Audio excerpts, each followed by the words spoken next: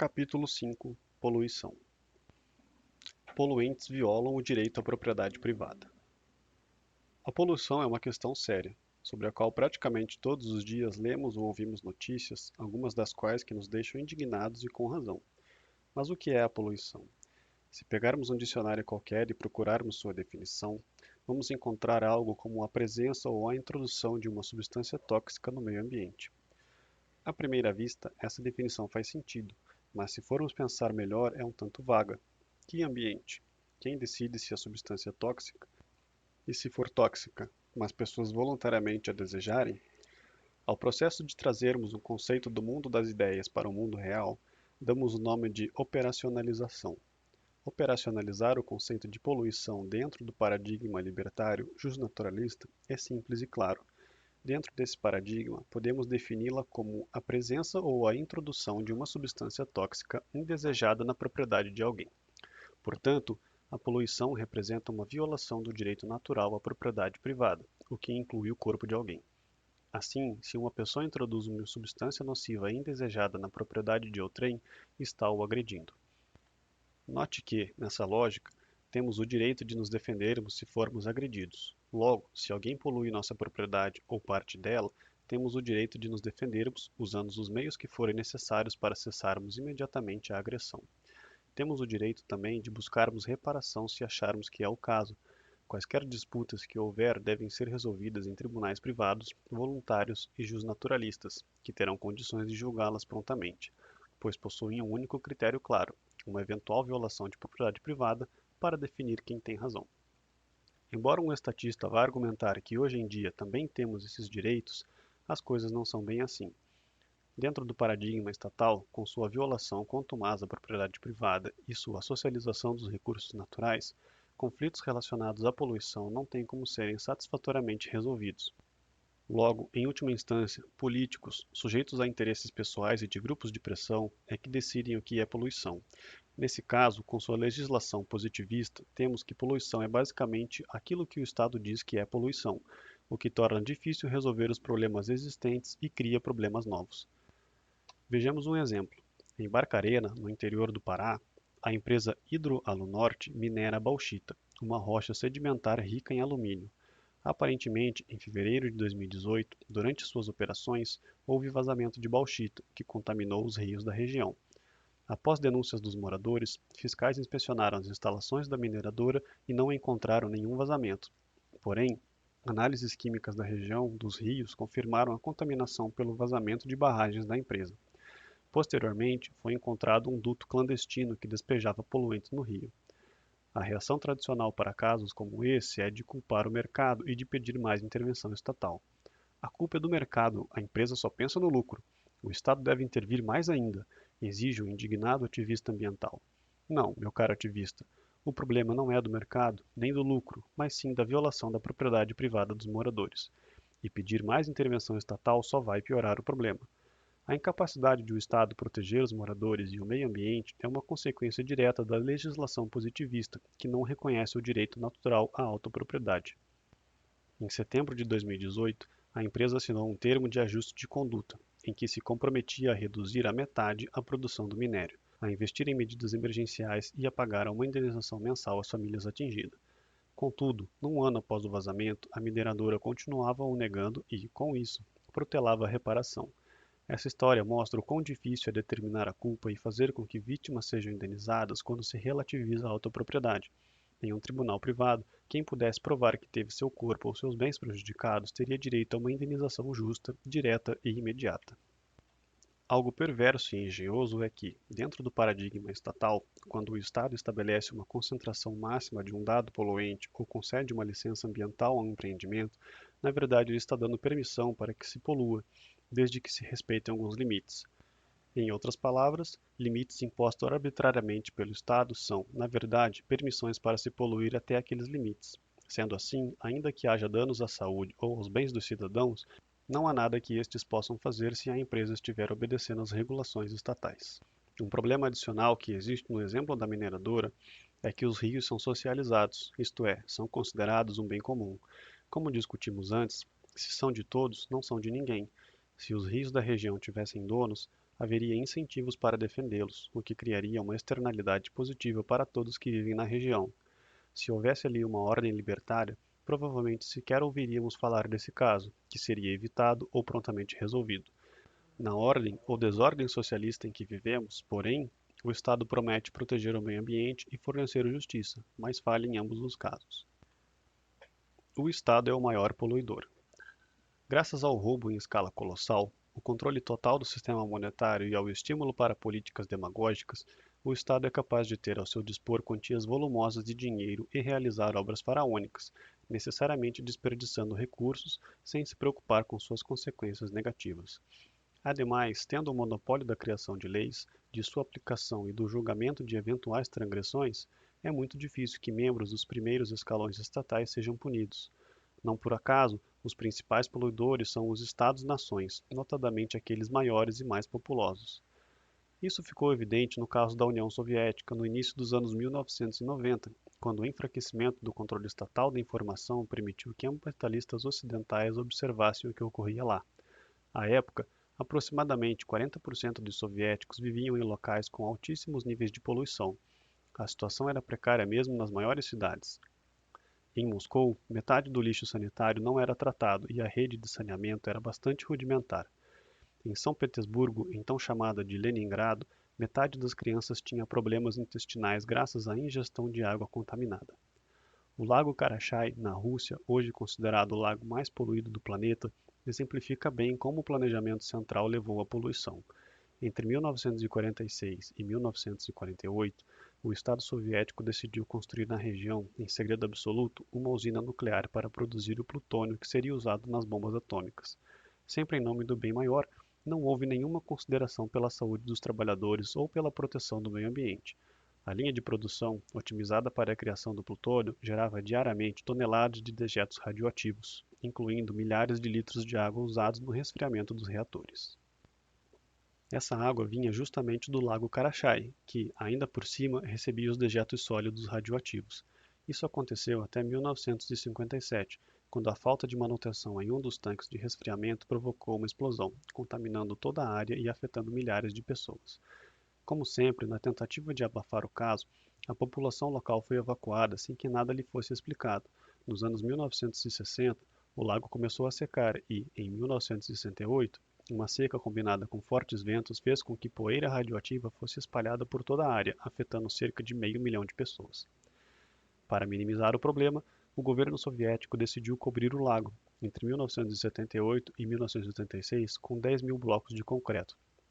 Em 1990, Boris Yeltsin permitiu a presença de cientistas do local, que mediram o nível de radiação nas margens do lago e observaram que bastariam 30 minutos ali para matar uma pessoa desprotegida.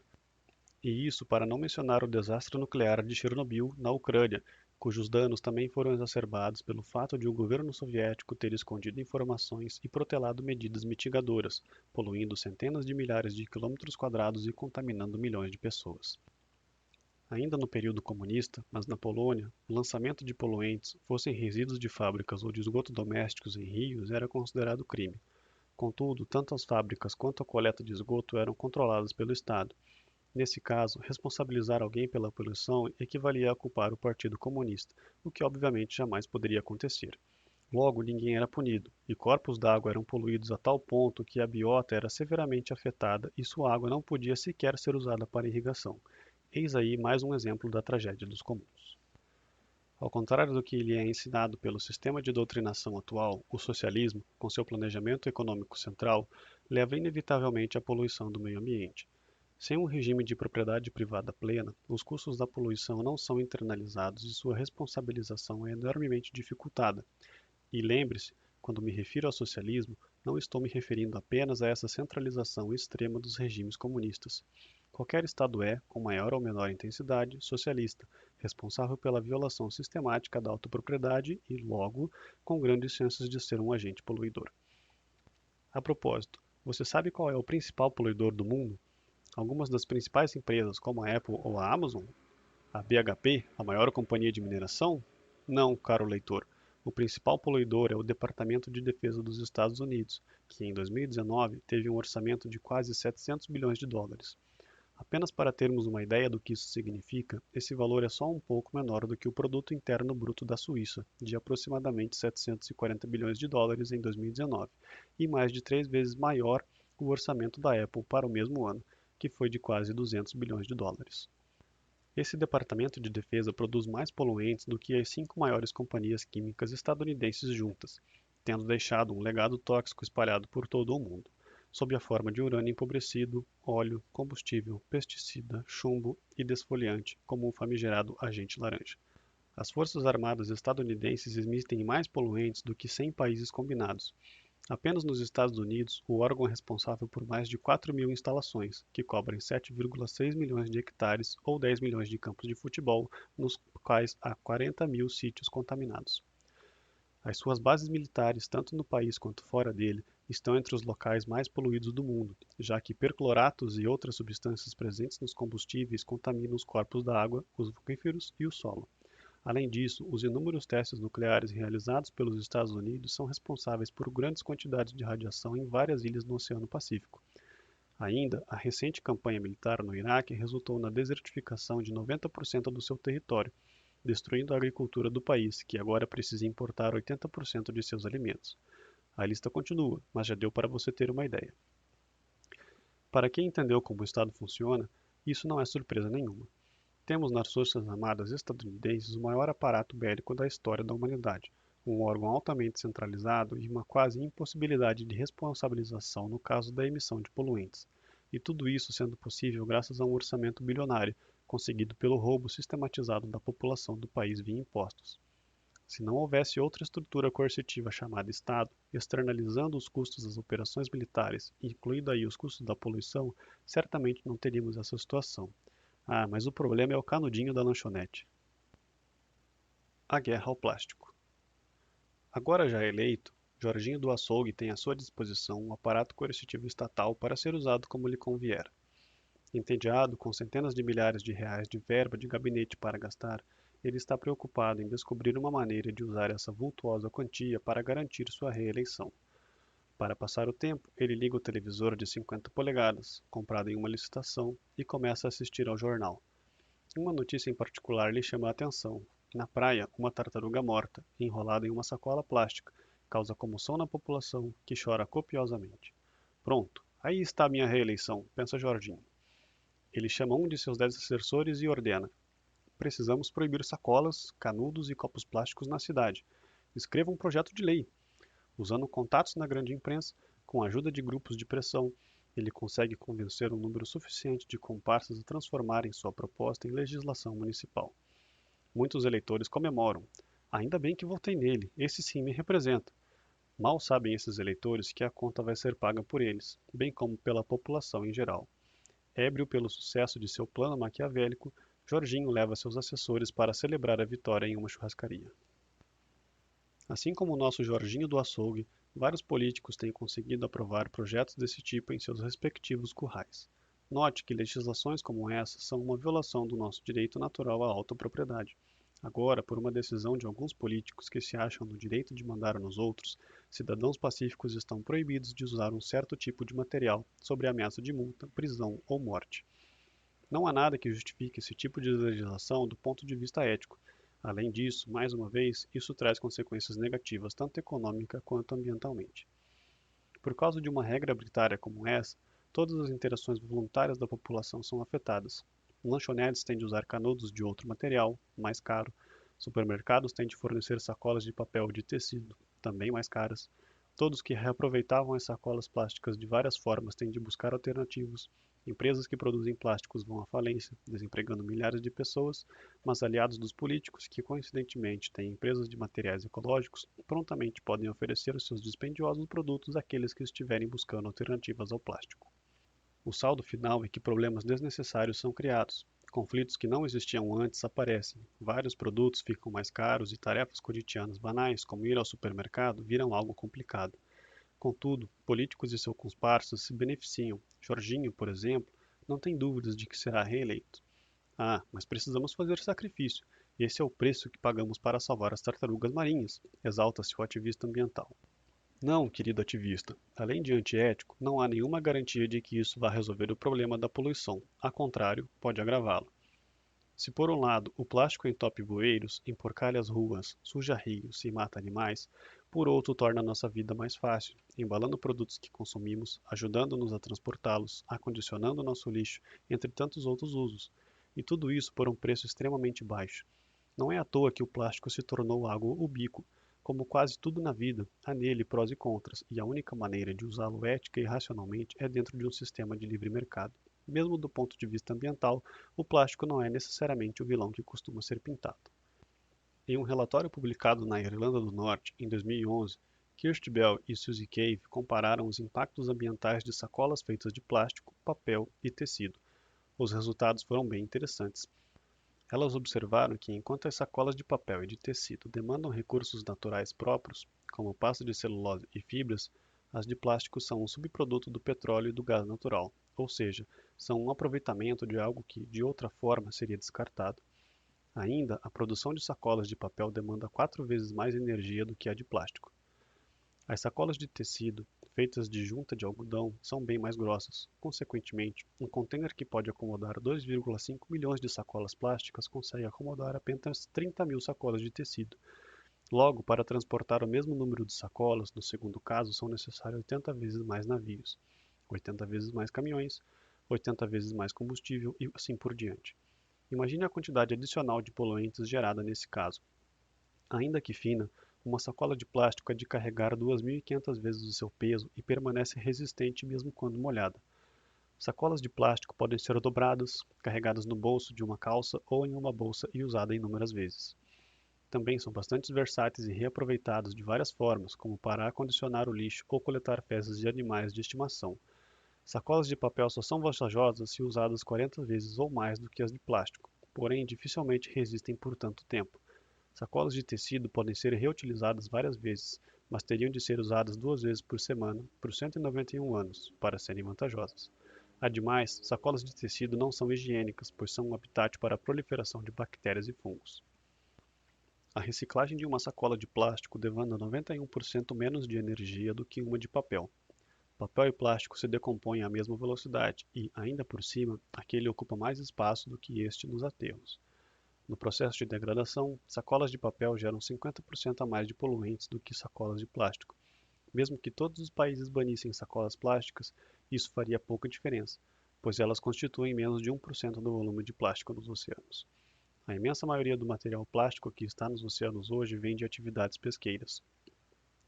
Banir sacolas plásticas também traz resultados contraproducentes. Por exemplo, o seu banimento na Califórnia eliminou o consumo de 20 mil toneladas de plástico, mas fez com que o consumo de sacolas de lixo aumentasse em 6 mil toneladas e o uso de sacolas de papel aumentasse em 40 mil toneladas. Proibir o uso de utensílios descartáveis de plástico, como pratos e talheres, aumenta a incidência de doenças, com todas as consequências negativas que isso traz. Assim, se os benefícios da guerra ao plástico são em boa parte ilusórios, seus prejuízos são bem reais. Se quisermos resolver o problema do plástico, devemos privatizar tudo, desonerar quem quiser buscar alternativas e fazer com que poluidores sejam justamente responsabilizados. Apenas empreendedores motivados pelo lucro, guiados pelas preferências subjetivas dos consumidores e estimulados para vencer a concorrência, é que poderão buscar soluções éticas e racionais para os problemas relacionados ao plástico. Isso jamais vai acontecer sem alguém para lhes dizer o que é certo. As pessoas não se preocupam com a poluição. Por isso, precisamos do Estado, protesta o justiceiro. Será que não se preocupam? Vejamos. As iniciativas privadas. Se nos distanciarmos do paradigma estatal e começarmos a prestar atenção a iniciativas privadas para resolver problemas ligados ao plástico, perceberemos que já há várias pessoas abrindo suas carteiras, colocando a mão na massa e buscando soluções. E isso apesar de todas as dificuldades criadas pelo Estado por meio de regulações e taxações. Felizmente, o instinto de empreender é tão forte e natural em nós que há aqueles que se arriscam nessas empreitadas, mesmo com todo o desestímulo estatal. Aqui também seria possível escrever um livro inteiro só com esse tipo de iniciativa, mas vou me ater a alguns exemplos. Matando dois coelhos com uma cajadada só, a empresa sul-africana Xalanga Constructions vem usando garrafas plásticas recicladas para asfaltar uma estrada na costa leste do país. Para asfaltar 100 metros de pista, usam-se 10 mil garrafas plásticas, mostrando como o mercado transforma lixo em recursos. A empresa que aquece o polietileno até a sua dissolução mistura aditivos e produz um composto mais durável e resistente do que o asfalto convencional. Segundo a empresa, o processo libera menos poluentes e é economicamente vantajoso porque as estradas devem durar mais do que os 20 anos que duram atualmente. Um outro exemplo vem da empresa Adidas, que desde 2015 tem uma parceria com a organização não governamental Parley for the Oceans para criar uma linha de calçados feitos a partir de plástico coletado nas praias. Graças à demanda dos consumidores, o número de pares produzidos vem aumentando ano após ano, chegando a 11 milhões em 2019. O preço maior desses calçados feitos com o plástico retirado das praias ilustra bem a questão do valor subjetivo e da satisfação psíquica.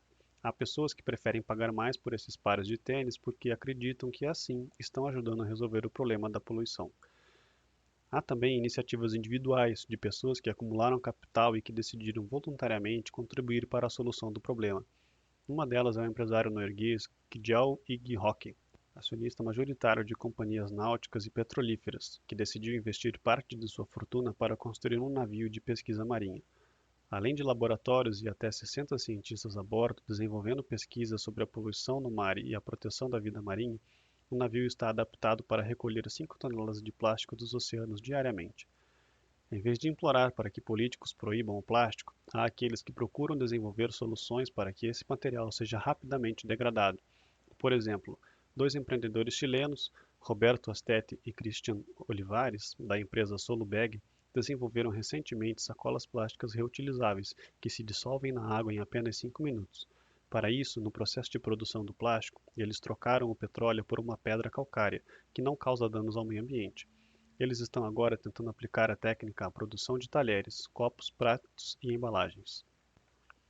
Uma iniciativa semelhante veio do biólogo indonésio Kevin Kumala. Ao voltar ao seu país em 2009, após 10 anos nos Estados Unidos, Kumala encontrou as praias repletas de plástico. Nada surpreendente, pois, afinal, as praias na Indonésia também não costumam ter donos. Disposto a solucionar o problema, ele abriu a empresa Avani Eco. Usando o amido na mandioca, planta comum no país, e seguindo o mesmo processo de fabricação das sacolas plásticas, Kumala criou, em 2018, uma sacola que, embora custe alguns centavos a mais, se degrada em menos de 100 dias e se dissolve na água quente em poucos minutos. Você só falou do plástico. O plástico não é o único poluente que existe, protesta irredutível nosso ativista ambiental. Sim, por enquanto só falei do plástico, mas o mesmo se aplica aos outros poluentes. Quer um exemplo? A poluição atmosférica na Cidade do México é um problema crônico. Em 1992, ela foi considerada a cidade mais poluída do mundo e, em 1998, recebeu o título de a cidade mais perigosa para crianças. Entre os compostos presentes no seu ar estão poluentes primários como monóxido de carbono e dióxido de enxofre, e secundários como sulfatos e ozônio. Em uma sociedade de leis privadas, quem emite poluentes seria prontamente responsabilizado, mas, como somos governados por uma legislação positivista, isso raramente acontece. Sendo assim, se quiser soluções reais, o que resta à população é tentar empreender e encontrar alternativas inovadoras apesar das interferências estatais. Assim o fez um jovem mexicano chamado Carlos Monroy Sampieri, da empresa Biomitech, que inventou um equipamento, uma espécie de torre com cerca de 5 metros de altura, capaz de filtrar o ar e remover poluentes atmosféricos.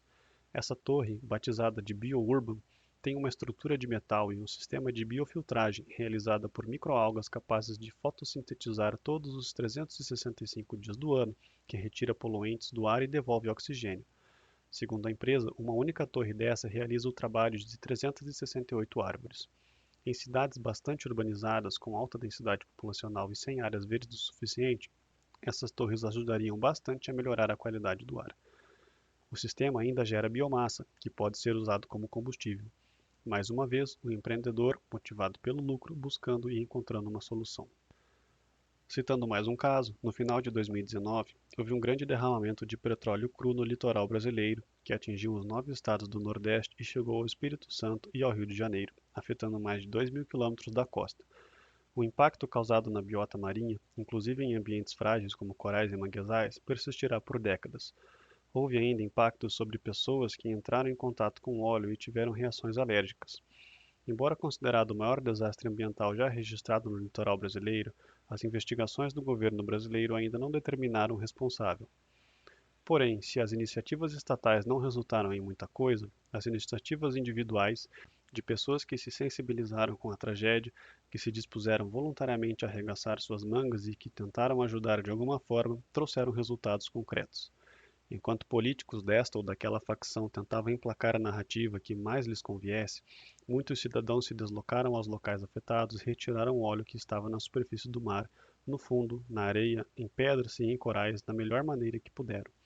Conforme relatos, embora até houvessem alguns militares e funcionários públicos tentando minimizar o problema, a grande maioria era formada por pessoas comuns, organizadas em grupos de amigos, em pequenos empreendimentos ou em organizações não governamentais locais, procurando coordenar as ações, trocando informações via redes sociais e viabilizando recursos como comida, transporte e proteção de equipamento. Assim, que de fato ajudou a resolver esse problema ambiental não foram os políticos e seus agentes, mas a população como um todo. Aliás, como só ia acontecer. Certificadoras privadas. Hoje em dia, a maioria das pessoas espera que o Estado certifique que uma empresa não polui por meio de regulações, laudos, vistorias, alvarás e afins. Como vimos, não tem como isso funcionar, porque o Estado não possui os incentivos corretos. Por ser monopolista e coercitiva, qualquer certificação estatal será inevitavelmente falha. Como isso funcionaria em um livre mercado? Como há demanda por isso, já que ninguém gosta de ser agredido por uma substância tóxica, haverá certificadoras privadas que emitirão um selo de, digamos, empresa não poluidora se tal empresa cumprir certas exigências. Muitas vezes não atentamos para isso, mas hoje mesmo já existem várias certificadoras privadas atestando reputações de modo bastante confiável. Sítios como o Reclame Aqui, que recebe reclamações sobre compra e venda de produtos e serviços, fazem isso, mediando disputa entre consumidores e fornecedores e atestando as reputações destes. Empresas que atendam a certos critérios do sítio relacionados a um bom atendimento recebem o selo RA1000. De modo parecido, empresas como o Airbnb e o Uber não só intermediam as demandas dos consumidores e dos fornecedores, como quantificam as reputações de ambos. Há ainda os chamados selos verdes, decorrentes justamente dessa preocupação das pessoas com o meio ambiente. Por exemplo, o Forest Stewardship Council confere um selo àqueles que manejam florestas corretamente, segundo os critérios da organização, que envolvem aspectos ambientais, sociais e econômicos. A Rainforest Alliance dá um selo a empreendimentos que satisfazem critérios relacionados a boas práticas ambientais e sociais. A ISO 14001 é outro certificado que atesta se uma empresa procura minimizar os impactos ambientais de suas operações. No caso da poluição, certificadoras privadas que atestem se empresas minimizam a produção de poluentes e dão fins adequados a estes serão muito mais confiáveis do que qualquer órgão estatal de vigilância. Mas se a empresa corromper a certificadora e comprar seu selo de não poluidora, mesmo não se preocupando com a quantidade e o destino de seus resíduos? Questiona o ativista ambiental. Ora, e isso não acontece hoje com os órgãos estatais? Não só acontece, como atualmente os mecanismos para combater esse tipo de corrupção são bastante precários. Lembre-se que, em um livre mercado, sem as barreiras de entrada impostas pelo Estado, a competição tende a ser ferrenha. As próprias certificadoras terão as suas reputações e estarão competindo umas com as outras para ver quem melhor atesta se uma empresa polui ou não. Uma boa reputação é algo extremamente difícil de ser conquistado, mas muito fácil de ser perdido. Se, digamos, uma fábrica que tem o selo de não poluidora de uma certificadora privada for responsável por uma tragédia ambiental, não só a boa reputação da fábrica será arruinada, como também a da certificadora. A busca das pessoas por bens e serviços que respeitassem suas demandas por preservação ambiental levaria a certificações eficientes e éticas e não a essas regulações ilógicas e antiéticas impostas agressivamente pelo Estado. Hoje em dia, temos cidadãos pacíficos que são punidos previamente e impedidos de usar algo inofensivo como um canudo plástico, porque assim quiseram alguns políticos e tecnocratas. Uma punição prévia de pessoas que nada fizeram de errado implica uma deturpação moral da civilização e faz com que percamos a verdadeira noção de crime e de responsabilidade. É algo que precisa acabar.